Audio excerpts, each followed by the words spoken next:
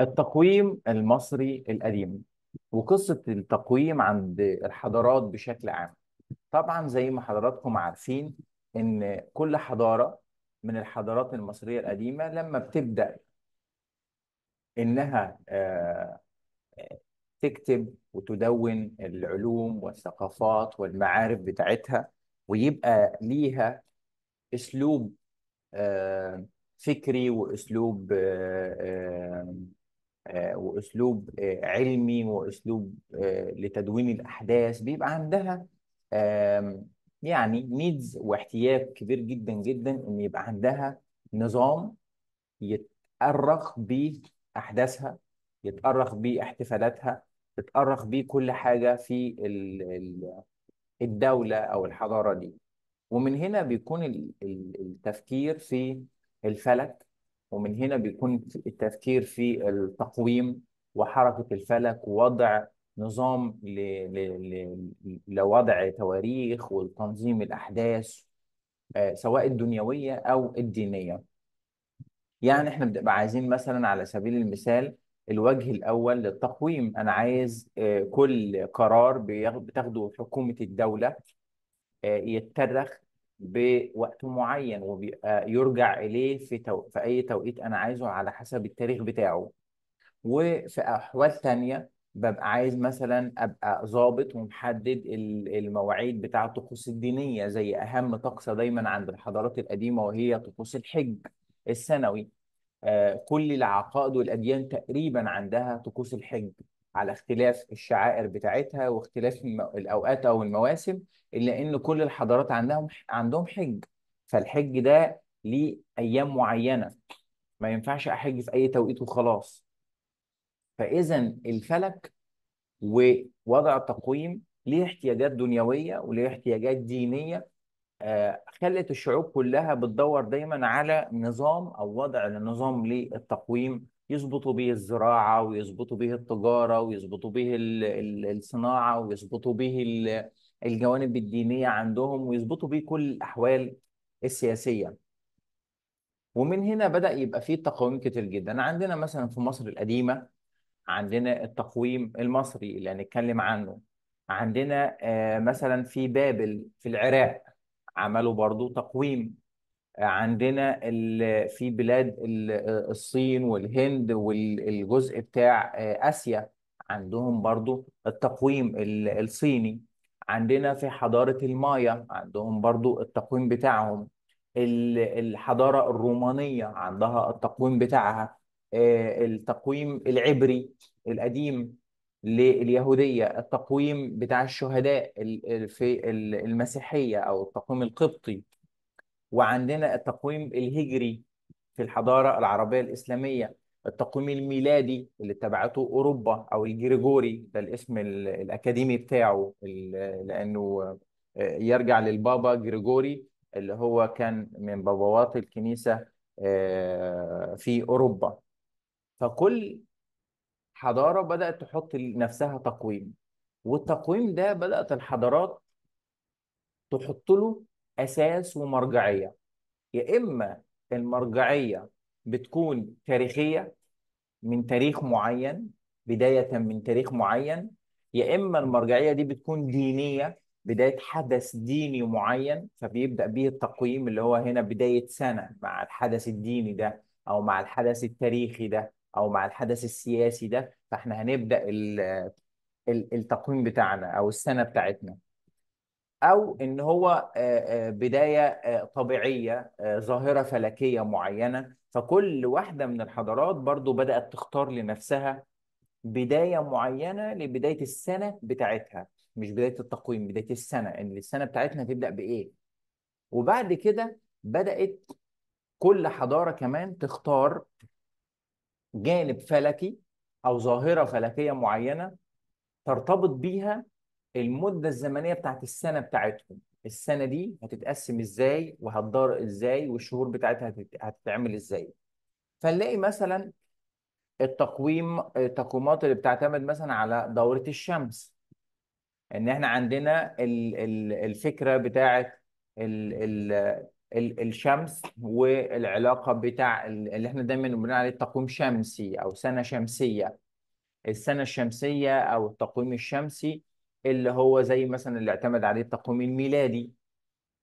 الشهور بقى يناير وفبراير ومارس وأبريل ومايو ويونيو، والانقلاب الصيفي والانقلاب الشتوي والانقلاب الربيعي والانقلاب الخريفي، والدورة بتاعة حركة الشمس على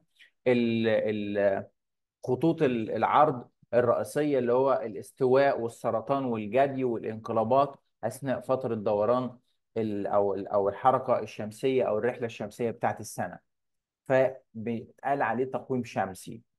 في بعض الحضارات خدت من حركة القمر الدورة بتاعتها، الدورة السنوية، زي التقويم الهجري العربي الإسلامي، من دورة القمر مع اكتمال قمر معين بيكتمل الشهر. فاحنا عندنا البداية مثلا شهر المحرم، وبعد كده بيبقى الشهور 12 شهر لحد ما ال 12 دورة بتاعت القمر تنتهي. فدورة القمر واستطلاع القمر مع كل نهاية شهر عشان ميلاد الشهر الجديد. ويا إما بقى بيبقى الشهر 28 29 أو 30 يوم، وهكذا. في حضارات كتيرة جدا يا إما كانت بتاخد دورة الشمس أو دورة الإيه القمر. ولكن المصريين القدماء كان عندهم رأي آخر في الموضوع ده. الرأي بتاعت المصري القديم إن هو قال لا، الشمس دورتها ناقصة والقمر برضو دورته ناقصة، ولكن إحنا مش هناخد الشمس لوحدها ومش هناخد القمر لوحده ومش هنكتفي بالاتنين دول. إحنا هناخد الشمس والقمر والنجوم، شمس وقمر ونجوم. فبالتالي عند المصري القديم أصبح التقويم بتاعنا ما نقدرش نقول عليه تقويم نجمي، وما نقدرش نقول عليه تقويم قمري ولا تقويم شمسي، ولكن هو تقويم يجمع الثلاثة مع بعض. ليه بقى؟ لأن المصري القديم قال بداية السنة، بداية السنة هيتم رصدها وحسابها وإقرارها مع إيه؟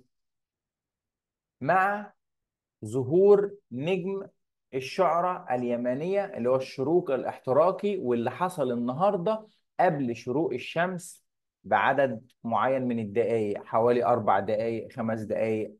بيتم رصده من الأماكن بتاعت الفلكية في مصر.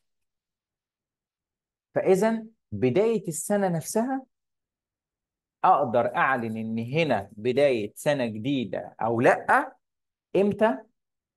مع الشروق الاحتراقي لنجم الشعرى اليمانية. أول ما بتحصل هذه الظاهرة بيبقى إعلان بداية سنة جديدة، بداية سنة جديدة. ونبدأ بالتالي نعد شهر، نعد شهر. وعندنا بدأ المصري القديم يعمل الشهر 30 يوم بالتمام والكمال، فهو ما ارتبطش بالقمر قوي. يعني الشهر عند المصري القديم ما كانش مرتبط بميلاد دورة قمر واختفاء دورة قمر، لا. المصري القديم دخل القمر في التقويم بتاعه بشكل مختلف. فإذا مع الشروق الاحتراقي لنجم الشعرى اليمانية، سوري، اللي هيحصل كمان 5 أيام، يعني يوم 27 قبل الشروق بدقائق بيحصل ظاهرة الشروق الاحتراقي، وبداية السنة المصرية القديمة مع شروق الشمس بتاع يوم 28. فالمصري القديم خد الشروق الاحتراقي ده هو إعلان بداية السنة، وبدأ المصري القديم يراقب الشروق الاحتراقي ده بيحصل كل قد إيه، علشان يبقى حاسب المدة ويبقى عارف اليوم اللي هيحصل فيه الشروق الاحتراقي في السنة الجديدة من قبل ما يحصل. يعني عامل زي دلوقتي كده لما تطور علم الفلك، فاحنا حتى قبل المفتي ما يبدأ يعلن بداية شهر رمضان وبداية ميلاد القمر الجديد ولا لا، احنا بنبقى قادرين نحسبها فلكيا. ليه؟ لأن العلم تقدم. فالمصري القديم كذلك الامر اصبح عنده مع العلم التراكمي عنده، اصبح عنده معرفه لليوم اللي هيحصل فيه الايه الشروق الاحتراقي، فبيتم رصده وبيها بيتم اعلان بدايه السنه المصريه الجديده. وتبدا السنه تتقسم الى شهور، كل شهر 30 يوم، ومع اكتمال ال 12 شهر يرجع الشروق الاحتراقي مره تانيه، وهكذا. والمصري القديم دخل الشمس معاه في التقويم لمعرفه الفكره بتاعه الايام والوقت وعدد ساعات النهار وعدد ساعات الليل والانقلاب الصيفي والانقلاب الشتوي، لان الحاجات دي احنا نقدر نلمسها من حركة الشمس طول فترة النهار وطول فترة الليل، او اعتدال وقت النهار مع اعتدال وقت ساعات الليل. كل الكلام ده بنقدر نعرفه من خلال حركة الشمس. فإذا هو تقويم نجمي وشمسي. طب فين القمر في الوقت او في التقويم ما اعرفش المصري بقى. القديم؟ ما القمر اعرفش لسه، بيتعمل ما بو اعرفش ايه؟ القمر بيتعمل بو ايه في مصر القديمه؟ القمر في مصر القديمه كان بيدخل في التقويم ان هم بيظبطوا بيه مواعيد الاحتفالات. مواعيد الاحتفالات يعني بيبقى مثلا عندنا حاجه من ضمن الاعياد اسمه عيد الوادي الوادي الجميل. الوادي الجميل ده مثلا ميعاده امتى؟ اول ميلاد قمر في الشهر الفلاني. يعني في الشهر اللي بندخل فيه شهر مثلا كياك على سبيل المثال، اول ميلاد قمر في شهر كياك بيبقى هو ده يوم عيد الايه الاحتفال بتاع الوادي الجميل. دخل القمر في الاحتفال بالفول مون، دخل القمر في الاحتفالات كذا، فكلها كانت احتفالات دينية. فالقمر اصبح شريك في التقويم المصري في تحديد الاوقات بتاعه بعض الاحتفالات الدينية. فبالتالي مصر القديم كان عنده السنة بتبدأ بظاهرة فلكية معروفة واضحة صريحة يمكن حسبانها في كل الأوقات. على هذا الأساس المصري القديم فضل عايش طول ال30 أسرة، من الأسرة الأولى للأسرة ال30. واستمر النظام لما الإسكندر الأكبر دخل مصر، واستمر العصر البطلمي، البطالمة بطلميوس الأول لحد نهاية العصر البطلمي على أيدين كليوباترا. فضل التقويم المصري القديم اللي هو بيجمع ما بين النجمي والشمسي والقمري متبع. وفي خلال الفترة دي المصري القديم برضو كان عنده حاجة غريبة جدا. ما كانش بيهتم بوضع تسمية ثابتة لأسماء الشهور. يعني شهر تحوت وشهر بقينت وشهر كاحركا وشهر كذا اللي اتحولت بعد كده في القبطية الشهور اللي احنا معروفة عندنا. الشهور دي مسمياتها كانت متغيرة في مصر القديمة. يعني نلاقي مثلا لو اتكلمنا او لقينا مناظر فلكية من عصر الدولة القديمة او عصر الدولة الوسطى او الاسرات الدولة الحديثة، بنلاقي ان هم ساعات كانوا بيغيروا اسم الشهر، كانوا بيحطوا مسميات مختلفة لأسماء الشهور بتوصف الطاقة بتاعت الشهر على حسب تغييرات كتير، ومن ضمنها أسماء اللي اتخذت بعد كده وتم تثبيتها في التقويم القبطي. فإذا يعني شهر توت على سبيل المثال اللي هو أول شهور السنة ممكن نلاقي ليه اسم تاني في مصر القديمة باسم مختلف مثلا في الدولة الوسطى، وممكن نلاقيه باسم مختلف تاني في الدولة القديمة. فمش لازم او ما هوش ثابت ان هو اسمه توت، ومش ثابت ان هو اسمه بابا، ومش ثابت طول الوقت ان هو اسمه هاتور. ولكن اسماء الشهور في فترات معينة بتتغير، بتختلف. عامل مثلا زي ما بنقول يناير وفبراير ومارس وابريل، وتيجي ناس تانية يقول لك ايلول وشباط ومش عارف ايه، في اسماء تانية لنفس الشهور الميلادية. بتبقى في بلاد بتتبع الاسماء دي وبلاد تتبع الاسماء دي. فاحنا كان عندنا في مصر القديمة برضو فليكسابيليتي في ان هم بيغيروا اسماء الشهور من فترة تاريخية للتانية. ولكن لما دخلنا في العصر اليوناني الروماني، لما الرومان جم دخلوا مصر وبعد كده انتشرت المسيحية الأسماء بتاعت التقويم القبطي دلوقتي هي اللي أصبحت أكثر شهرة، فتم تثبيت هذه الأسماء. وبالتالي احنا خدناها كأسماء ثابتة في التقويم المصري وإعادة إحياء التقويم المصري القديم. إيه اللي حصل في الفترات القديمة بعد دخول الرومان مصر؟ الرومان جايين عندهم تقويم مختلف، تقويم شمسي، تقويم بيبدأ مع دورة شمس وانقلاب ربيعي وانقلاب خريفي وانقلاب صيفي وانقلاب شتوي، ورحلة شمس معينة وظروف مناخية معينة مع هذا التقويم. وبالتالي في نظام جباية ضرائب بيبقى مختلف، وفيه نظام سواء بقى ضرائب زراعية أو ضريبة الدخل أو ضريبة العقارات أو ضرائب كتير جدا كان الرومان جايين بيها. فلما لقوا إن فيه اختلاف كبير جدا ما بين التقويم المصري القديم والتقويم الروماني اللي هم جايين بيه، فحصل مشكلة. احنا ازاي هنقدر نفرض الضرائب بتاعة الأرض الزراعية؟ لأن التوقيت اللي المفروض التقويم الروماني يعني according to Roman calendar عشان يعملوا ضريبة الزراعة في شهر معين، ضريبة الزراعة في شهر معين بالتقويم الروماني. الشهر ده، الشهر اللي هم حاطينه كسيستم بيجبوا بيه ضريبة الزراعة من كل الأراضي اللي تحت الاحتلال الروماني، آه، بتتوافق مع التقويم المصري أو مع البيئة المصرية، إن المصري القديم بيبقى لسه في فصل الزراعة، لسه بيزرع الزرعة بتاعته.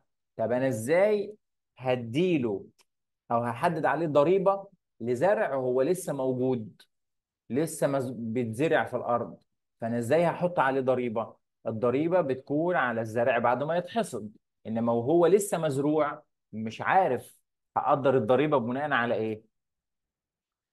فبدأ الرومان يغيروا ويعدلوا ويحاولوا ادخال بعض التعديلات على التقويم المصري، ولكن اترفضت كل التعديلات بثورات وبهجوم كبير جدا جدا من المصريين، واستمر التقويم المصري على الحال بتاعه زي ما هو، بشروق النجم الاحتراقي لنجم الشعراء اليمانية مع بداية السنة وهكذا. وفضلوا مستمر المصريين في هذا الاتجاه بدفاع مستميت عن الفكرة دي، إلى أن حدث تغيير جذري وتغيير عميق جدا في الفكرة بتاعة التقويم المصري مع بداية ظهور المسيحية وانتشارها في كل مكان في الحضارة أو في الإمبراطورية الرومانية. وطبعا الأباطرة الرومانيين وثنيين، عندهم عبادة الأباطرة وعندهم عبادة آلهة الأوليمب وعندهم حاجات كتير. وهنا بدأت عصر الاضطهاد للمؤمنين والموحدين بالله والمتبعين للسيد المسيح، وبدأت الاضطهادات في كل مكان. وأعظم فترة للاضطهادات وللقتل واستشهاد المسيحيين حصلت في عهد واحد من الأباطرة الرومان اسمه دقلديانوس. فدقلديانوس ده كان في عهده أكبر كمية استشهاد وقتل وتعذيب وتنكيل بالمسيحيين في الإمبراطورية الرومانية. لذلك قررت الكنيسة المصرية بعد ما دقلديانوس بقى اتكل على الله، وبعدها بفترة بدأت ال ال الباطرة الرومان نفسهم يعلنوا مسيحيتهم وإيمانهم بالسيد المسيح، بداية من الإمبراطور قسطنطين. ده أول واحد قال خلاص يا جماعة كفاية اضطهاد وكفاية قتل، اللي عايز يبقى مؤمن بالمسيح يؤمن، واللي عايز يبقى على إيمانه بالعبادات القديمة يؤمن، ومفيش اضطهاد.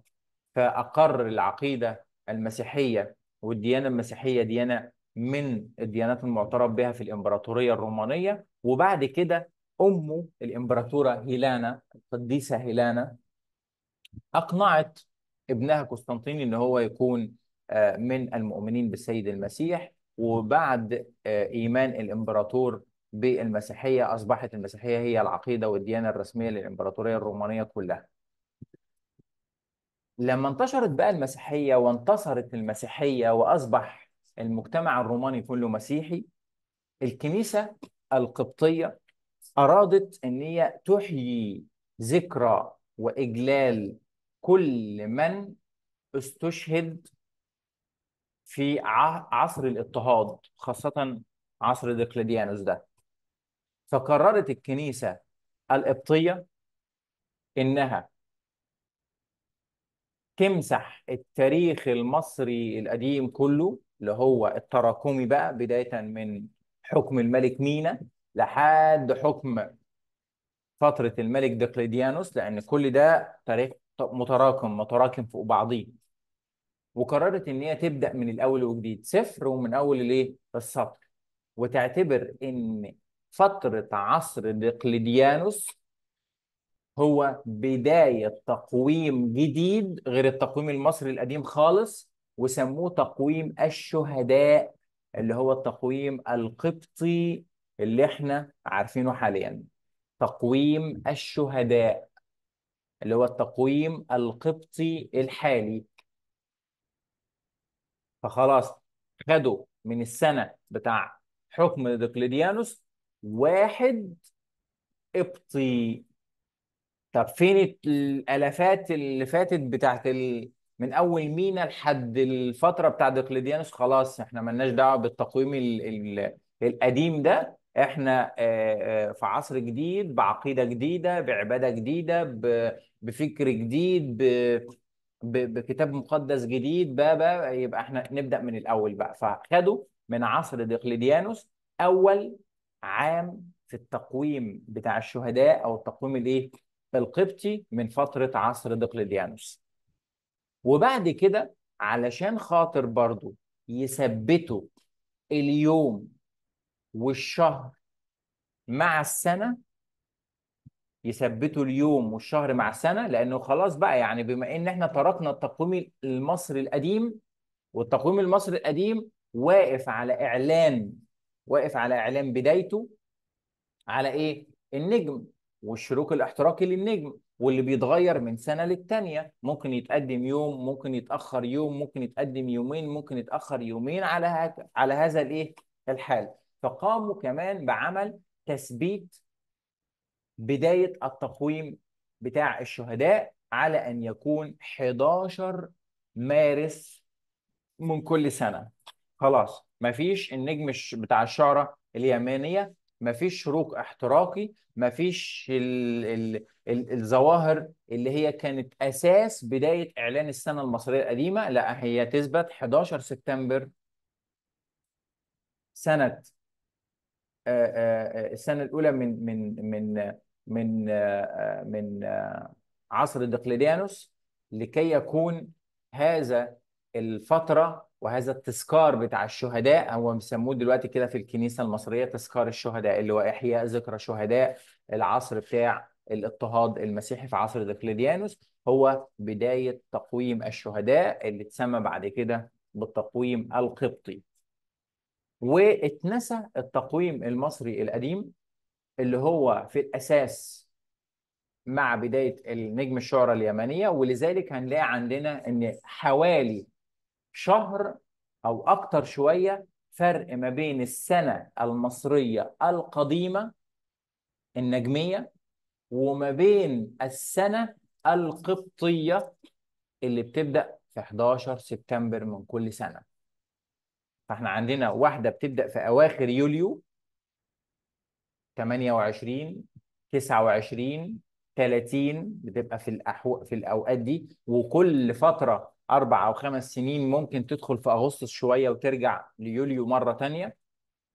فاذا احنا عندنا حوالي شهر و10 ايام تقريبا ما بين التقويم المصري القديم النجمي المعتمد على النجم الشعرى اليمنيه، وما بين التقويم الشهداء القبطي المعتمد على بداية عصر دقلديانوس كبداية عصر الشهداء أو تقويم الشهداء المسيحيين. وده تقويم عامل زي التقويم العربي الإسلامي كده، اللي هو ايه، معتمد على بداية معينة ليها علاقة بالجانب الديني، الحدث الديني. اللي هو عايزين نأرخ نعمل ايه، هناخد السنة الأولى من هجرة الرسول بداية للتقويم الهجري بتاعنا.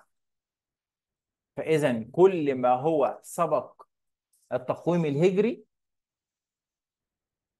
من تاريخ للجزيرة العربية ومن تقويم للجزيرة العربية اتنسى مع انتشار الإسلام في الجزيرة العربية، واعتمدت كل القبائل وكل الدول التقويم الجديد اللي هو الهجري اللي مرتبط بالدين الجديد، فكل ما قبله اتنسى وأصبح تقويم قديم. فإذا احنا عندنا التقويم يا إما بيبدأ بحدث زي تقويم الشهداء، تقويم الهجري مع بداية هجرة الرسول، يا بيبدأ بظاهرة فلكية زي التقويم الروماني رحلة الشمس، يا إما زي المصري القديم شروق النجم بتاع سبدة أو سيريوس أو الشعرة اليمنية الاحتراقي مرة واحدة كل سنة. فدي الفكرة بتاعة التقويم. طيب، هل في مشكلة إن إحنا نعتبر بداية السنة المصرية القديمة هي بداية السنة القبطية أو تقويم الشهداء وخلاص؟ يعني علشان ما نعملش فرق ما بين ده وما بين ده. و والكنيسة القبطية ليها دور كبير جدا في حفظ التراث المصري القديم، وفي حفظ الفكر المصري القديم، وحفظ أسماء الشهور المصرية القديمة وأمثال مرتبطة بيها وحاجات كتير قوي يعني. فلها كل الإجلال والاحترام الكنيسة المصرية في إنها حافظت على إرث قوي جدا جدا جدا من مصر القديمة. ولكن ما ينفعش نسيب التقويم المصري وبداية التقويم المصري ونبدأ ونقول التقويم بتاع الشهداء هو ده زي ده وخلاص. ليه؟ لأن زي ما قلنا كده في بعض الأحداث المرتبطة بالتقويم ما ينفعش تغير الميعاد بتاعها، ما ينفعش تتجاوز عن الميعاد بتاعها.